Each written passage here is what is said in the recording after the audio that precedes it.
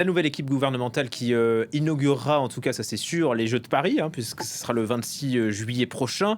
Et ce timing de la dissolution pose question, notamment la maire de Paris. Bonjour Jules Boiteau. Bonjour C'est Julien. vrai que ça fait désordre.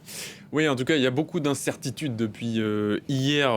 La seule qui persiste, c'est que dans 46 jours, c'est la cérémonie d'ouverture des Jeux Olympiques. Une cérémonie qui avait suscité autant d'enthousiasme que d'inquiétude. On le rappelle, c'est la première fois qu'une cérémonie sera organisée en dehors d'un stade, en plein milieu de la capitale. Vous imaginez donc le défi sécuritaire que cela représente. Et ce défi, c'est Gérald Darmanin, ministre de l'Intérieur, qui le relève depuis maintenant 4 ans, accompagné d'Amélie Oudéa-Castéra depuis 2 ans.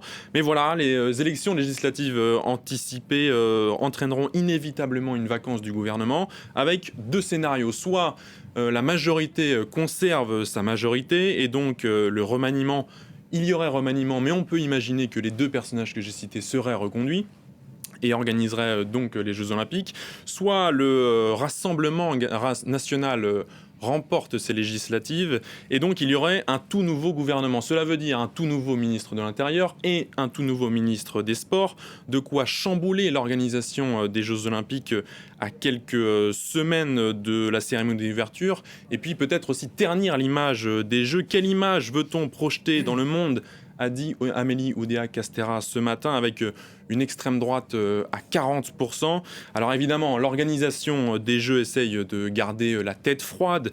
C'est vrai qu'il y a une frénésie qui s'est emparée du débat public depuis hier 21h, heure de Paris. Je vous propose d'écouter Tony Estanguet, président du comité d'organisation, Thomas Bach, président du CIO, qui sont un peu plus sereins, en tout cas en apparence, que la maire de Paris, Amélie Algot. Écoutez.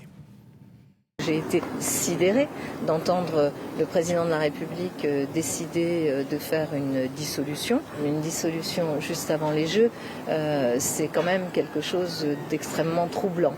On a déjà fait face à des adaptations qui ont été fortes, une dizaine d'élections depuis la création du comité de candidature.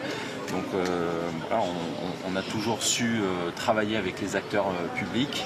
Les principales décisions ont déjà toutes été prises. C'est un processus démocratique qui ne va pas perturber les Jeux. Nous voyons une grande unité en faveur des Jeux Olympiques Paris 2024.